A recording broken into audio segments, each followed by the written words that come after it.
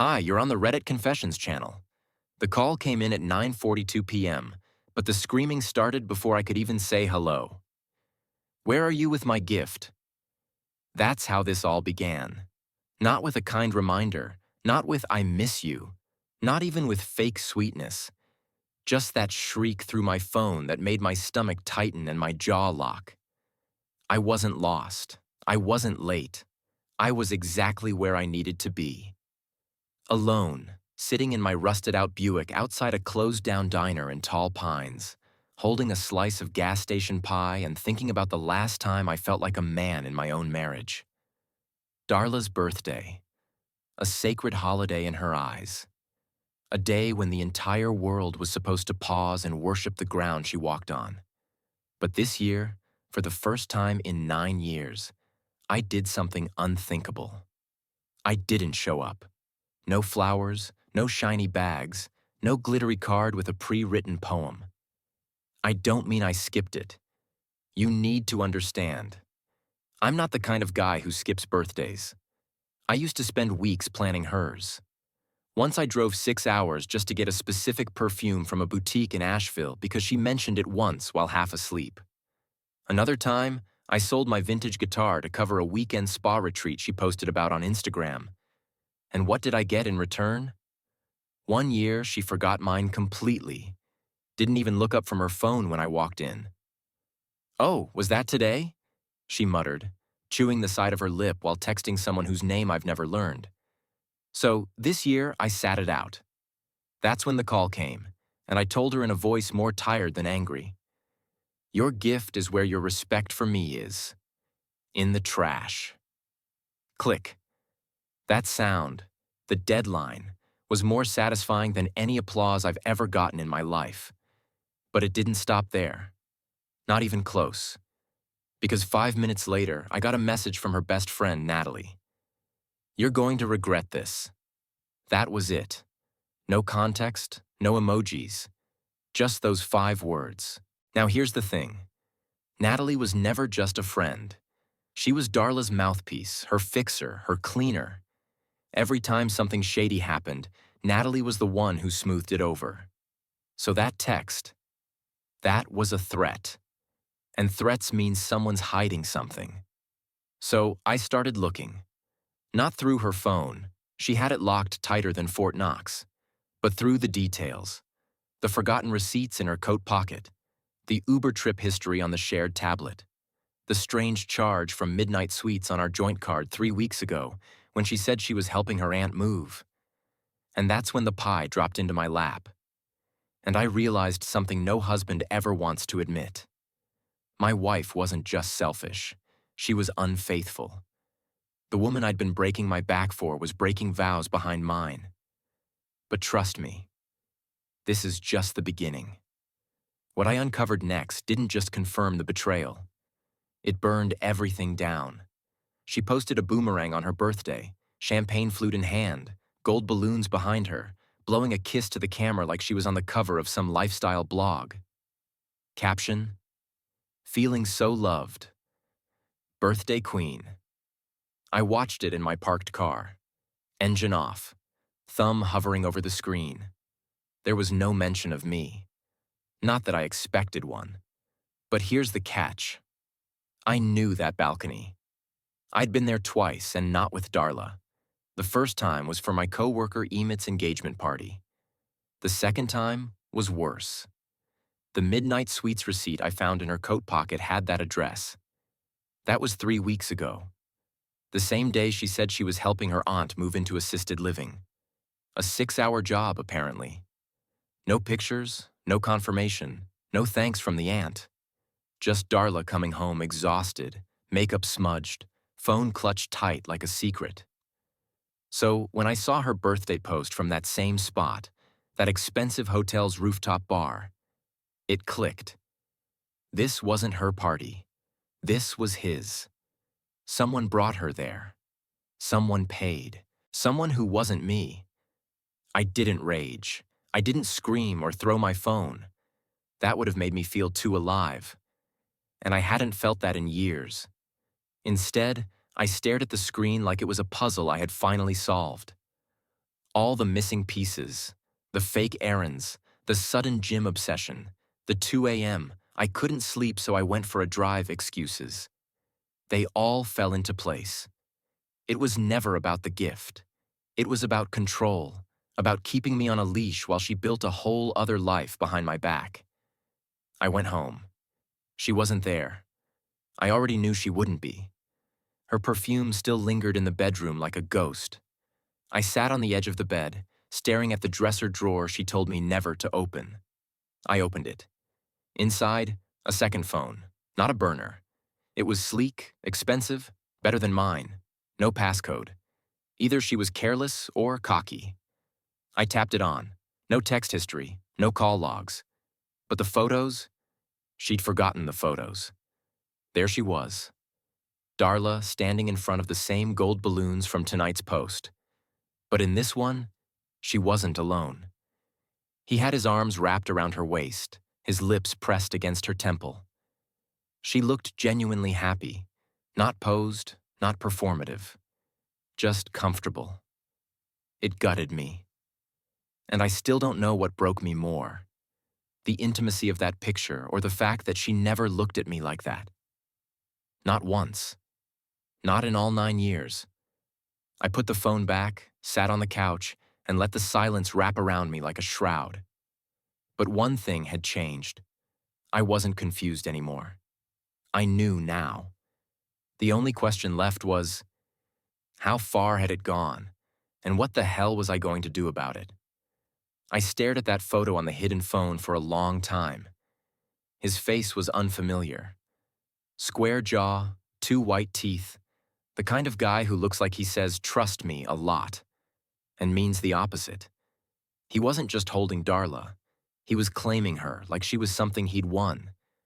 And she leaned into it. I tried to tell myself it was old, that it was from before, but the timestamp said otherwise. 2 nights ago.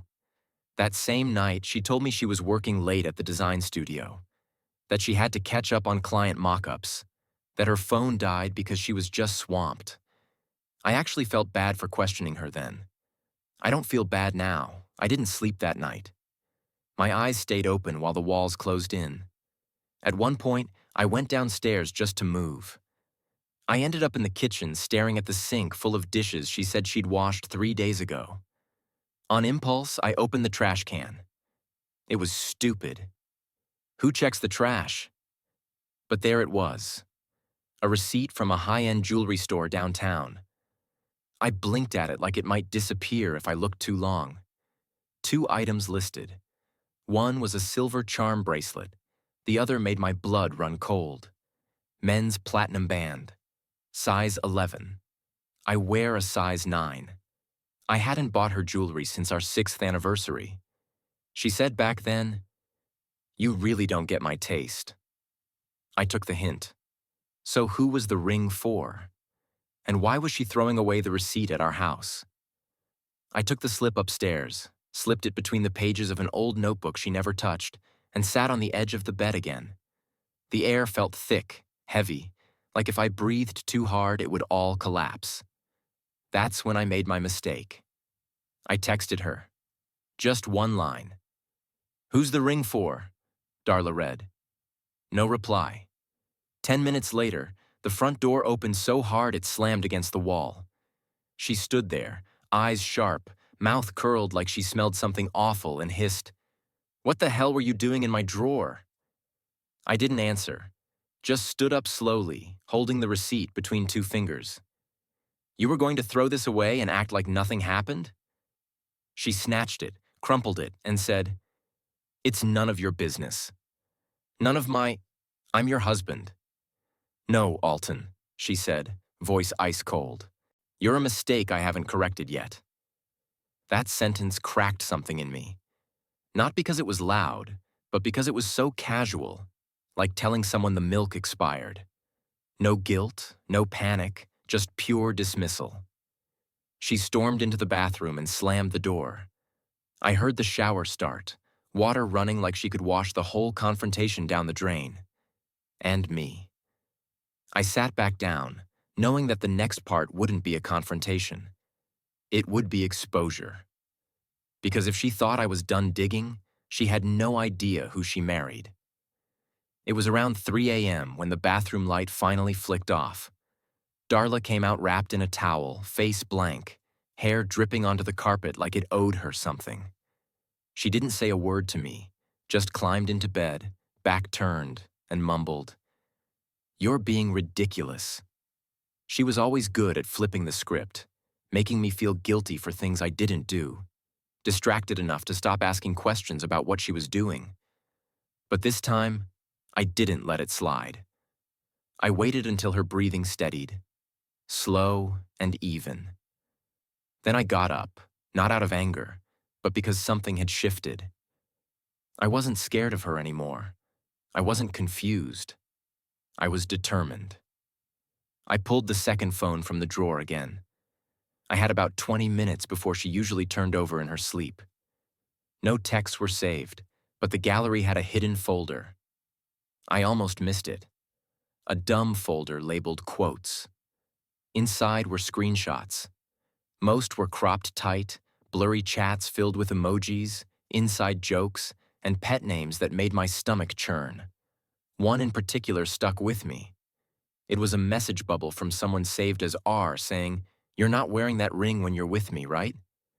And her reply, "Of course not. I'm not his anymore." That wasn't just betrayal. That was erasure. The date on that message, 2 weeks ago, the same day I gave her money to cover the vet bill for her sister's cat. And here I thought I was being supportive. But then something stranger happened. Among the screenshots, I found one that wasn't meant for him. It was meant for someone else entirely. A photo of me from behind, standing in our backyard. The caption underneath, "He still doesn't have a clue." How sad is that? It wasn't even sent, just saved like a trophy. She had been documenting me. Not lovingly, not even mockingly. Just coldly. Like I was a ghost she couldn't shake. A leftover from a past she was embarrassed she ever chose. And yet she still lived under my roof. Ate the meals I made. Let me do her laundry. Slept in the bed I bought. I should have been furious. I should have screamed, cursed, shattered something. But instead, I stood there with the phone in my hands and whispered to myself, she already left. She just never packed. I backed out of the gallery, shut the phone off, and placed it back exactly where I found it. I didn't wake her. I didn't say a word. But I did do one thing that night. Something small, something quiet, something that would set everything into motion. I removed her from our joint account. And the next morning, she woke up to a different kind of surprise. The scream echoed from the kitchen. I was still upstairs brushing my teeth when it came. Sharp, panicked, and not even a little bit dignified. For a second, I thought she dropped a pan or saw a spider. But then came the second scream. "What did you do?" I didn't rush down. I moved slowly, wiping my face with a towel, grabbing a clean shirt. She stormed into the hallway before I even hit the stairs, waving her phone like it had personally insulted her. "You emptied the account," she yelled, cheeks red, eyes wide, mascara still smeared from the night before. "I didn't empty it," I said calmly. I removed myself from it. "Don't play smart with me, Alton. Where is the money?" She meant the shared account we used for bills, except she hadn't used it for bills in months. I had started noticing strange charges. Boutique stores, out-of-state restaurants, 2 payments to something listed as executive transport. She once claimed it was for her cousin's wedding. She doesn't have a cousin. So no, I didn't drain the account. I simply opened a new one, moved my direct deposit there, and paid off what I could. She had left me financially exposed long enough. "You don't get to do this," she said through gritted teeth. "I have expenses." "No, you have secrets," I replied. "I just stopped funding them." She stared at me like I'd slapped her. Then, without warning, she hurled her coffee mug at the wall behind me. It exploded into ceramic shrapnel and she shouted, "You're ruining everything." I didn't flinch. You already did that, I said, quieter than she expected. She stood there, chest heaving, trying to find the right insult. But for once, she came up empty. She spun around, stormed out the front door, and peeled out of the driveway like she was escaping something. I just stood there in the silence she left behind. For the first time in a long time, it felt good. But I wasn't done. Later that day, while she was out doing whatever it was she did when she wasn't pretending to be married, I packed a small bag. Not to leave, not yet, but to stay somewhere nearby, a motel on the edge of town where no one knew me. I needed space, time, a place where my thoughts didn't echo off the walls that had heard too many lies. Before I walked out, I left a note on the table. Just one sentence. If you want answers, start with the second phone. No signature, no apology. She wanted to act like I didn't exist? Fine. Let her find out what that really feels like. I didn't sleep much at the motel, but I didn't need to. The air was thin and cold, and the silence was loud. The kind that buzzes in your ears when you finally stepped outside of madness. I lay there on the scratchy sheets, fully clothed, replaying the moment she'd find my note. If you want answers, start with the second phone. I pictured it perfectly. Her standing in the kitchen, still fuming about the missing money, brushing past my note like it didn't matter, only to come back to it, unable to resist. And when she opened that drawer, expecting to find her little secret waiting safely for her, she'd find nothing. Because I took the phone with me.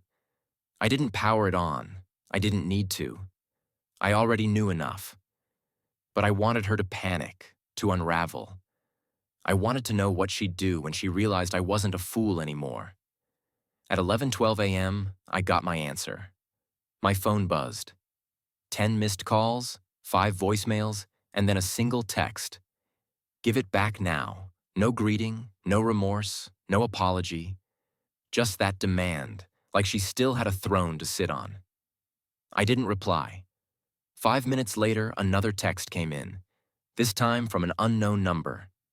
If you don't want this to get legal, we suggest you return the property.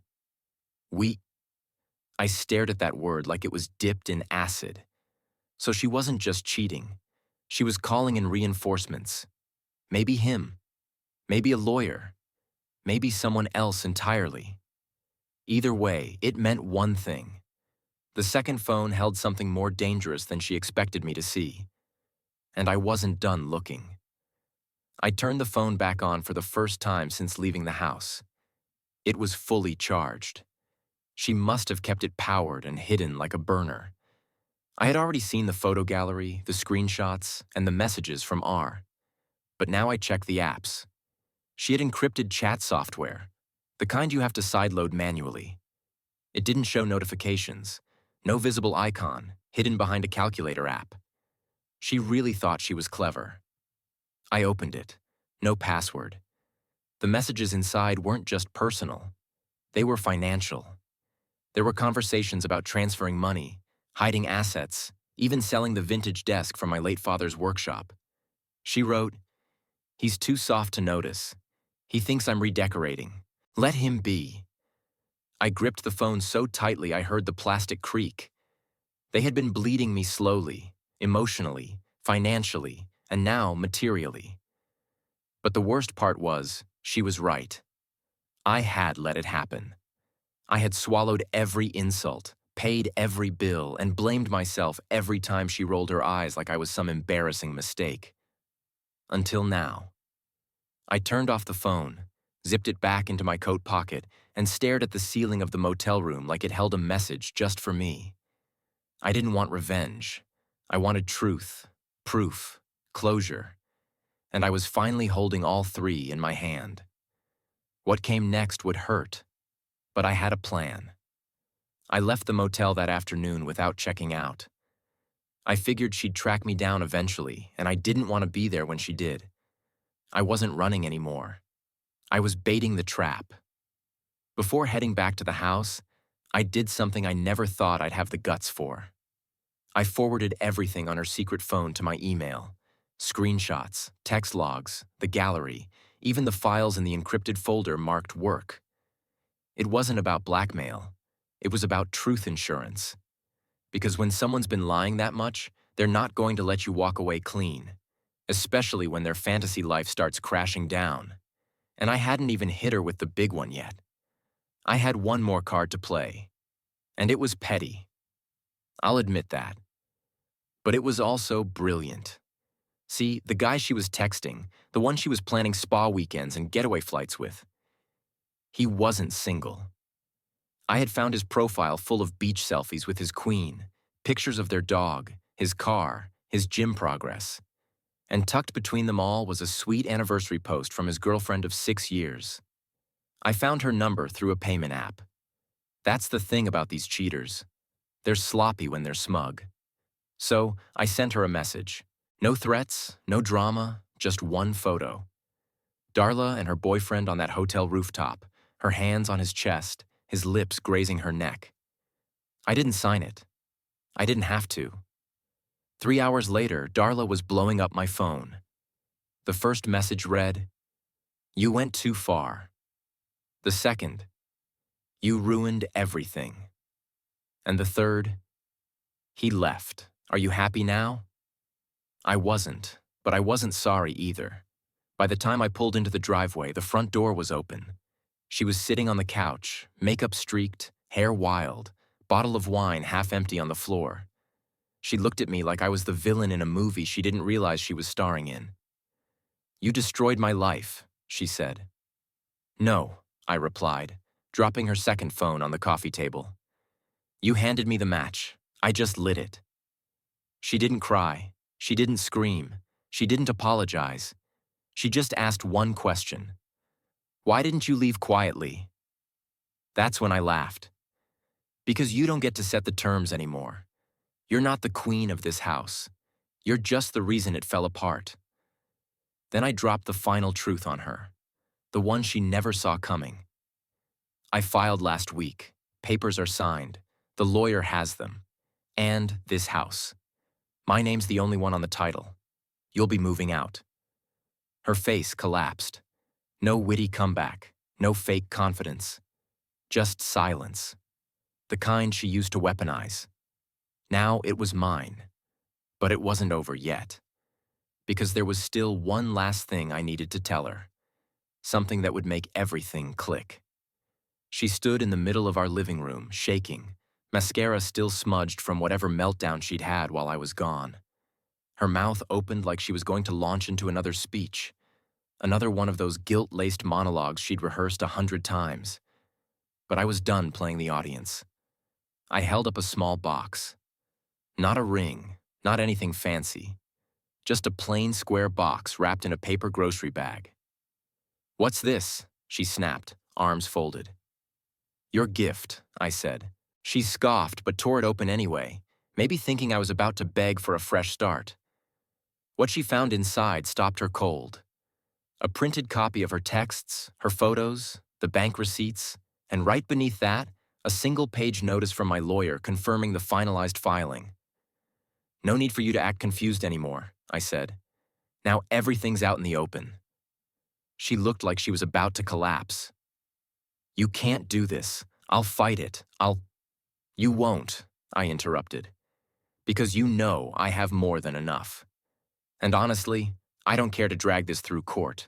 You wanted freedom. You've got it."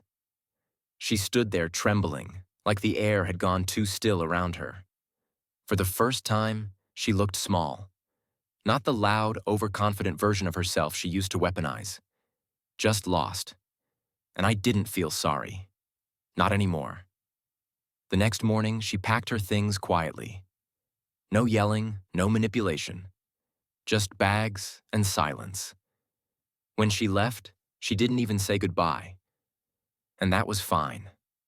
That was perfect. A week later, I was sitting on the back porch drinking a cheap beer, watching the sun hit the fence she always said was too plain. I liked it. It was quiet. It was mine. The peace felt strange at first, like I was waiting for another storm. But day after day, it never came. The silence, it turned out, was healing, not haunting. And now, I smile more. I sleep better. I don't check receipts anymore. I met someone new at the farmer's market last Sunday. Her name's Miriam. We talked for 20 minutes about sourdough. I don't know where it'll go. And for once, I'm not in a rush. I'm just grateful to feel like a human again. Not a wallet, not a backup plan, just a person. Darla once told me I was too soft to make a move. Guess she was wrong. Because in the end, the gift I gave her, the truth, the exposure, the exit, turned out to be the greatest gift I ever gave myself too. What would you have done if you found a secret phone, a secret lover, and years of deception all in 1 week? Share the wildest thing you've ever uncovered in a relationship in the comments. Someone out there needs to hear it. Subscribe and follow Reddit Confessions for more stories that hit where it hurts. And sometimes, where healing begins.